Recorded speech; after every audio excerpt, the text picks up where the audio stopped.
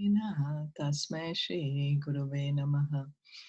Sri Caitanya Manobhistam Stapitam Yena Bhutale Swayam Rupa Kadamayam Dadati Swaha Padantikam Vandeham Shri Guru Shri Yuta Padakamalam Shri Gurun Vaishnavamscha Shri Rupam Sagrajatam Sahagana Raghunathan Vitam Tam Sajivam Sadvaitam Savadutam Parijana Sahitam Krishna Chaitanya Devam Shri Radha Krishna Padan Sahagana Lalita Shri Vishakhan Vitamscha He Krishna Karuna Sindhu Dinabandho Jagatpate Gopesha Gopika Kanta Radha Kanta Namostute Tapta Kanchana Gaurangi Radhe Vrindavaneshwari Rishabhanu Suti Devi Pranamami Hari Priya Nama Om Vishnu Padaya Krishna Prishtaya Bhutale Srimate Bhaktivedanta Swamin Iti Namine Namaste Saraswati Devi Gauravani Pracharine Nirvisesha Shunyavadi Paschatya Deshatarine Panchakalpa Tarubhyascha Kripa Sindhu Evacha Patitanam Pavanebhyo Vaishnavebhyo Namo Namaha Jai Sri Krishna Chaitanya Prabhu Nityananda Shri Advaita Gadadhara Shri Vasadi Gaura Bhakta Vrinda Hare Krishna Krishna Krishna Hare Hare Hare Rama Rama Rama Hare Hare.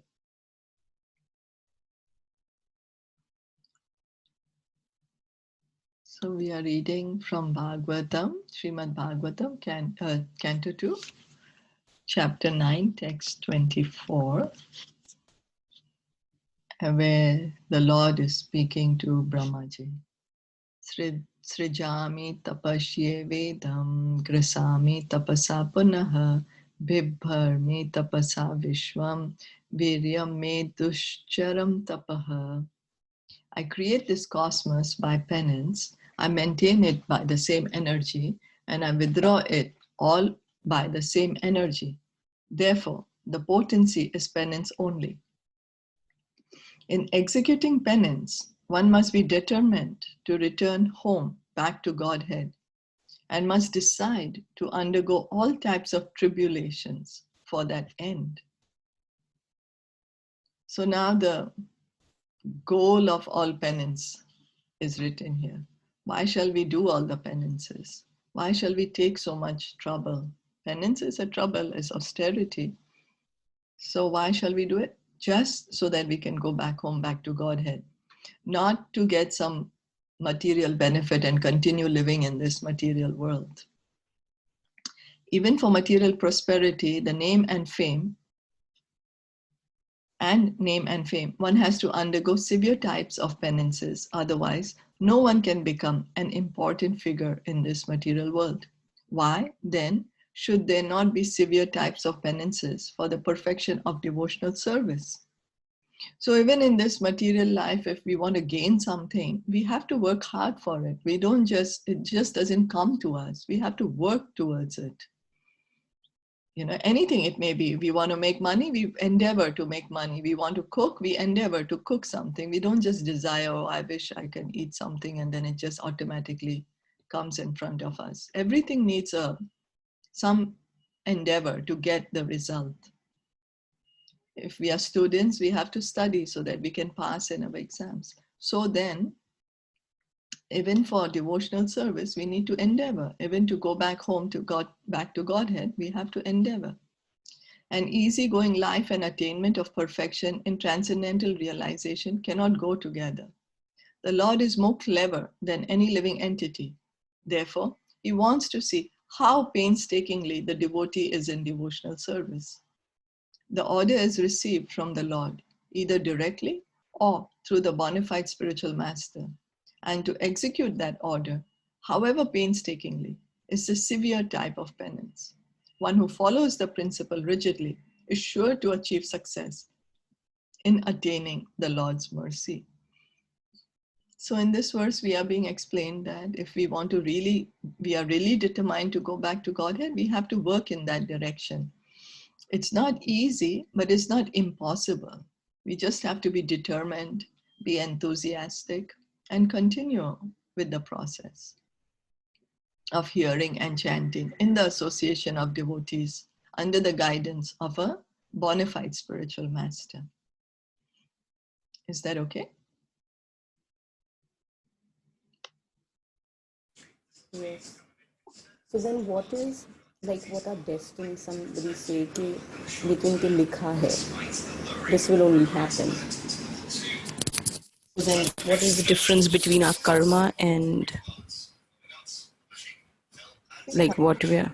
Karma is there, but then because we at each moment we have a choice. Even though we have our karma, whatever is happening, we have a choice that at this moment, and what is our choice? The free will that we have. And that is what creates our destiny. So then what is the choice we are faced with each moment? Are we choosing Krishna or are we choosing Maya? Then when we are choosing Krishna, automatically our destiny is being changed in that direction. So it's not that it's our destiny and can't be changed. Karma is not eternal. It can be changed. It can. By devotional service. By devotional service, karma can be changed. Okay, thank you.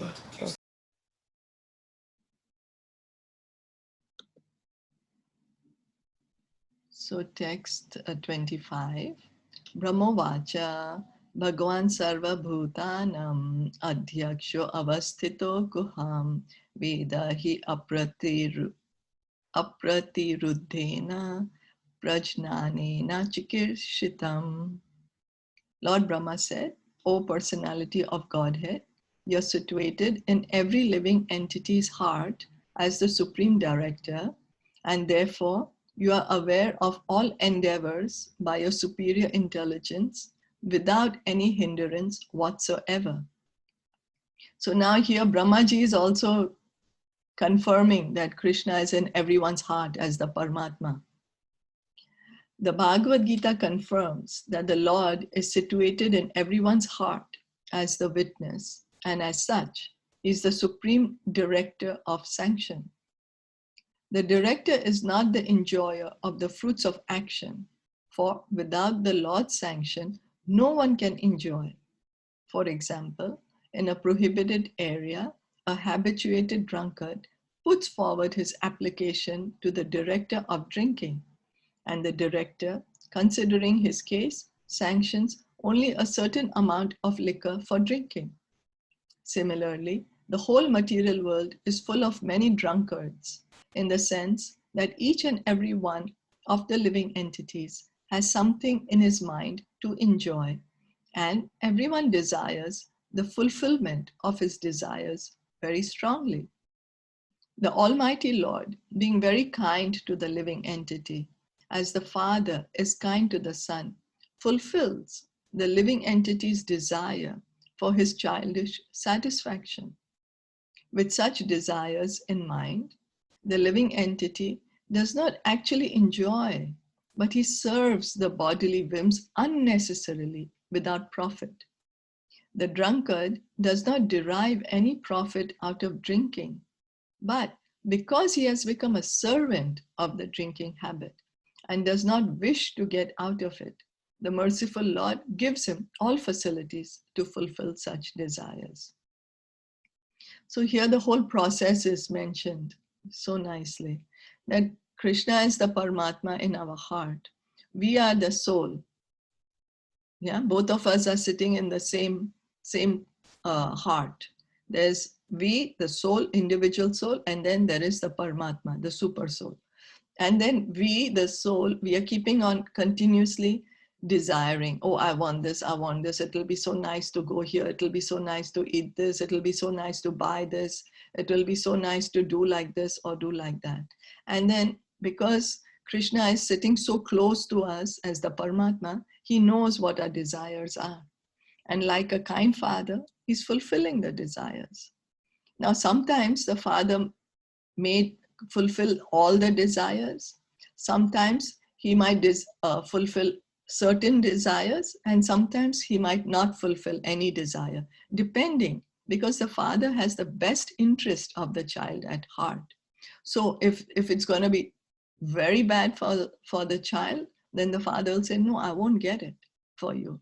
But if the child keeps on insisting, no, I want it, I want it, I want it, so then the father will say, okay, take it. You know, same as the drunkard. It's not, before, actually we needed to get a license to buy, to be able to sell the alcohol, and it was not so easily available to being sold everywhere. Only certain shops could sell. Now, of course, everything's different, but still a license is needed to be able to sell alcohol. Why? Because they know it's not good. The government knows it's not good, but certain people need it. So for them, okay, this kind of sanction is given. So same way, we have so many childish desires which is keeping here in this material world. Of course, Krishna just wants us to have one strong desire to come back home, back to Godhead, and then he makes the arrangements. He does not want us to be here in this material world entangled in the laws of karma.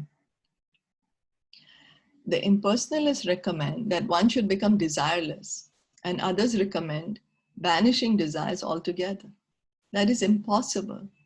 No one can banish desires altogether, because desiring is the living symptom.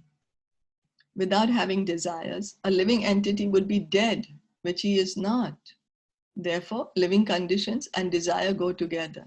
So many people say, oh, I'm going to become desireless. But then the desire to become desireless is also a desire. You see, and wanting anything is a desire. Oh, I want to become desireless, means that's my desire. So it's impossible for us to become desireless. It's not possible.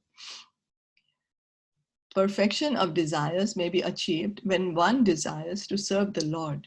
And the Lord also desires that every living entity banish all personal desires and cooperate with his desires. That is the last instruction of the Bhagavad Gita. So we have so many desires. Now Krishna is saying what we should desire. You know, the best desires that we should be situated in our original position, so that we don't need to keep changing the bodies, keep taking birth, keep dying, keep becoming old, keep getting disease. No need. We should desire to be situated in our original position, which is loving servant of Krishna. Brahmaji agreed to this proposal, and therefore he is given the responsible post of creating generations in the vacant universe. So Brahmaji agreed to become the servant of the Lord. He agreed to engage in devotional service. So then he was rewarded. He's given the capability to create all the living beings. I mean, it's such a great responsibility. Oneness with the Lord, therefore, consists of dovetailing one's desires with the desires of the Supreme Lord. That makes for the perfection of all desires. So oneness with the Lord doesn't mean that we are merging into the body of the Lord, but that we are following the Lord's desires, that the Lord's desire is also our desire. That is oneness. Like when we see a team, you know, when there are many team players and everybody's working in one direction, so then they're working in one spirit. Not that they all became one body, not that everybody merged into one and became one person. No, but then they're working in the same spirit towards the same goal. So, in the same way, the Lord, as the super soul in the heart of every living being, knows what is in the mind of each living entity, and no one can do anything without the knowledge of the Lord within. So we might be thinking, okay, anyway, it's in my mind. Nobody else is hearing what I'm saying. Nobody knows what my thoughts are, so I can think of anything. But the Lord knows. Krishna knows each and every thought of ours. We might be like, oh, how can be? But he's there in our heart. So of course he knows all our thoughts. by his superior intelligence, the Lord gives everyone the chance to fulfill his desires to the fullest extent. And the resultant reaction is also awarded by the Lord. So you see what we are actually doing, what's our position in this body that we are so attached to, and we are thinking, I'm doing this, I'm doing that. The only thing is we are doing is we are desiring, because Krishna, he's giving us a chance to fulfill our desire to the full extent, and the resultant reaction means the fruit of that action is also given by Krishna. We think, oh, I did it. But it's only because Krishna sanctions it. Because nothing can happen without the sanction of the Lord. So what we are actually doing, what's our position inside this body, is the only thing we are doing is desiring. That's the only thing we are doing. We thinking we are doing this, I'm doing such a great thing, I'm doing this, I'm doing that. But we are only desiring, and then the Lord makes everything else happen through the facility of the material energy and his will. Ultimate sanction is his will. Is that okay? Yes. Everything is by his will. Yes. Right? There are many times we want something to be fulfilled, but it doesn't get fulfilled. Yes. So it's because of his sanction. He's not, Yes. It's his will. Yes. Now, but this shouldn't encourage us to do bad things, and say, oh, I murdered somebody, because anyway, it's the will of the Lord, so I murdered somebody. No. Right. Because we are responsible after all. We are responsible for our Yeah, we are responsible for our actions. So actually, we are responsible for our desires, because our desires are becoming our karma. And then, so we have to be so careful of what we are desiring. So we have to be careful of our thoughts also, because our thoughts somehow become our words, And then becomes action. And then it becomes action. Yeah. So it starts with the desire and then the thoughts. Yeah. Have to be very careful in that.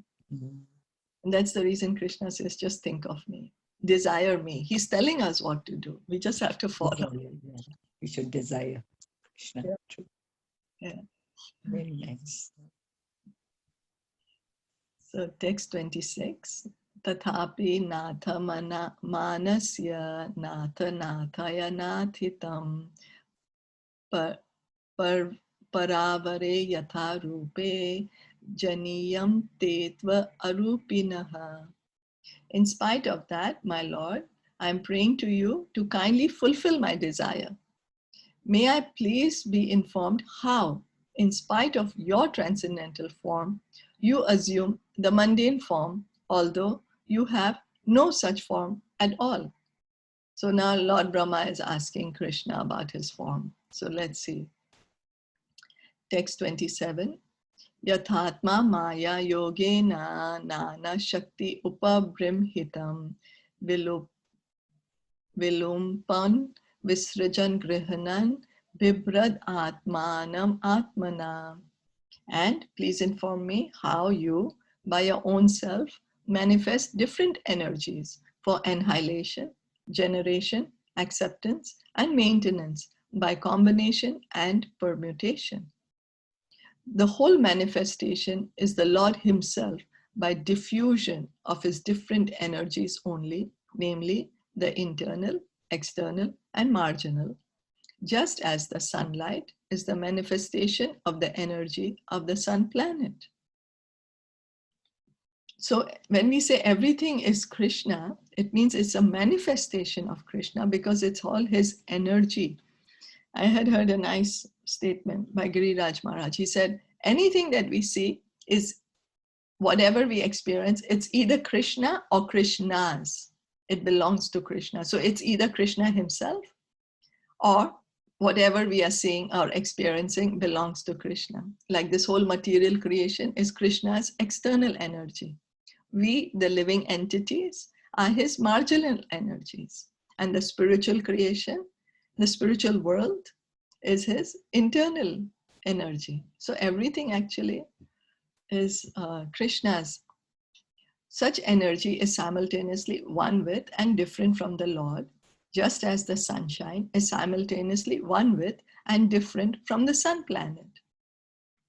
So this can be explained when we say the sun is inside our house. Oh, look, the sun is here, coming in through the window. So it's not that the full sun planet is actually here, but it's the sunshine. But it's referred to in the same way. So in that sense, it's same, but yet it's different. Imagine if the whole sun planet was to enter into the house, the whole house would be burnt, but it's the sunshine. So same way, we are the energies of the Lord. So in that way, we are one with him, but yet we are different from him. Because we are his energy, we are one. But he, the person, is different. Is that okay? Yes. The energies are acting by combination and permutation by the indication of the Lord, and the acting agents like Brahma, Vishnu, and Shiva are also different incarnations of the Lord. In other words, there is nothing but the Lord, and still the Lord is different from all such manifestive activities. How it is so will be explained later on. So this is this Achintya Bheda Abheda Tattva, which Lord Caitanya came to teach us by, he's the one who explained this principle so easily for us to understand that everything is one yet different from the Lord, because everything belongs to his energy. Like even Brahma, Lord Vishnu, Shiva, they all, Krishna is manifesting. So the whole creation can happen. So text 28.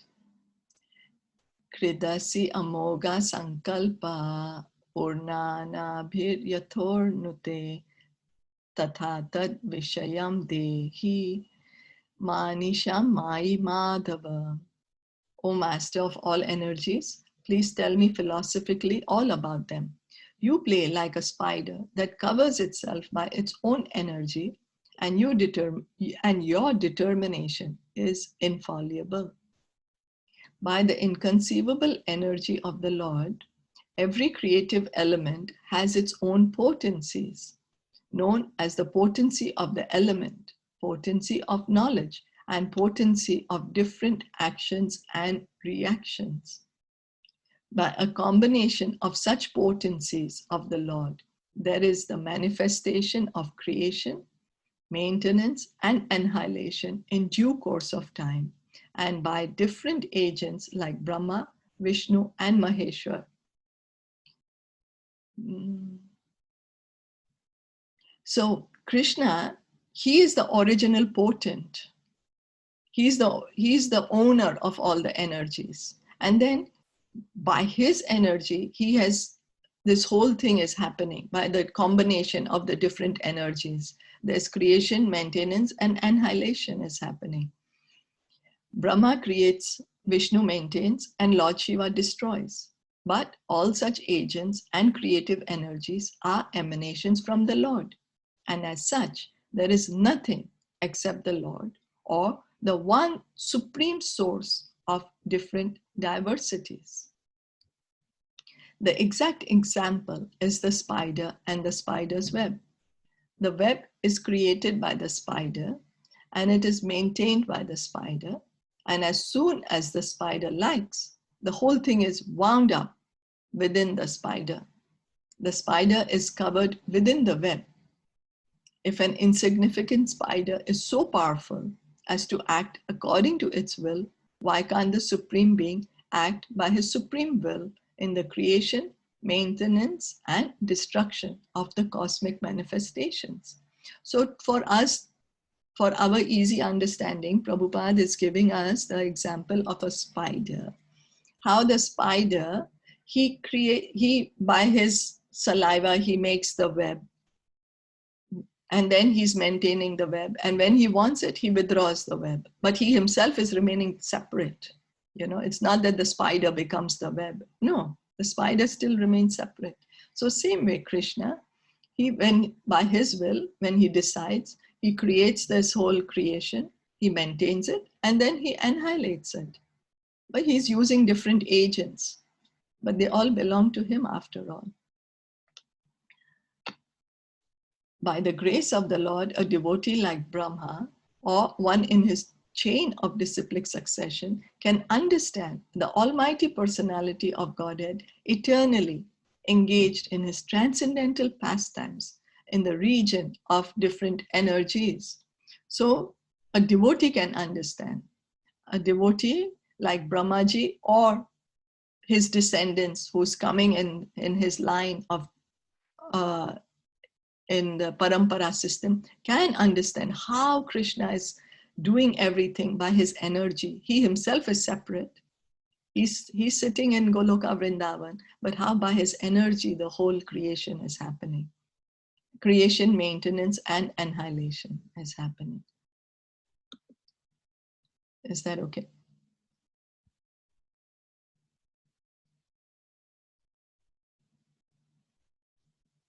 Yes? Any questions? Yes. Any questions? All good. Okay. So text 29.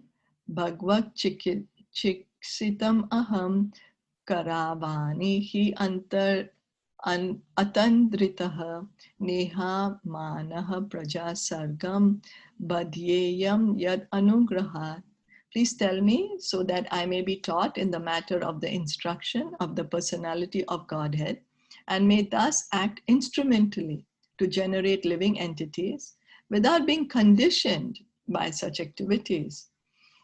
So Brahmaji wants to understand properly so that he doesn't become proud that, oh, I'm doing it, I'm creating. So he wants to understand properly what is his position. Brahmaji does not want to become a speculator dependent on the strength of his personal knowledge and conditioned to material bondage.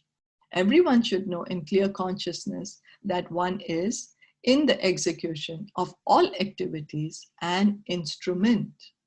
We are all instrument in the hands of Krishna. In whatever position we are in this material world, whatever activities we are doing, we are an instrument, either directly in the hands of Krishna if we are his devotees, and if not his devotees, then instrument in the hands of this material nature, who is also controlled by Krishna. So ultimately, Krishna's control is there. A conditioned soul is instrumental in the hands of the external energy, Gunamayi Maya, or the illusory energy of the Lord. And in the liberated stage, the living entity is instrumental to the will of the Supreme, of the personality of Godhead directly. To be instrumental to the direct will of the Lord is the natural constitutional position of the living entity, whereas to be an instrument in the hands of the illusory energy of the Lord is material bondage for the living entity. So as spirit souls, our natural position is to be directly an instrument of Krishna. But because we don't want to do that, so he says, okay, you come to this material world and we become instruments in the hand of Maya, giving each other karma, whatever each other we are supposed to go through, you know. In that conditioned state, the living entity speculates on the absolute truth and its different activities. But in the unconditioned state, the living entity directly receives knowledge from the Lord. And such a liberated soul acts flawlessly without any speculative habit. The Bhagavad Gita 10.10 to 11 confirms emphatically that the pure devotees who are constantly engaged in the loving transcendental service of the Lord are directly advised by the Lord, so much so that the devotee unwaveringly makes progress on the path home back to Godhead.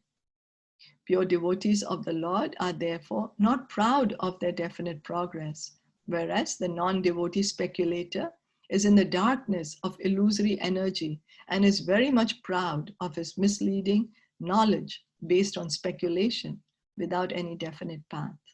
Lord Brahma wanted to be saved from that pitfall of pride, although he was posted in the most exalted position within the universe. So we just have to become an instrument in the hands of Krishna. Actually, we are already all an instrument in his hand. We only have to realize that I'm not doing anything, I'm just an instrument. That's what Krishna says to Arjuna also. Just become an instrument, O Arjuna. Nimitta matra bhavya savya sachi. You know, he says that just become an instrument. We just have to recognize that we are just an instrument in the hands of God. Is that okay?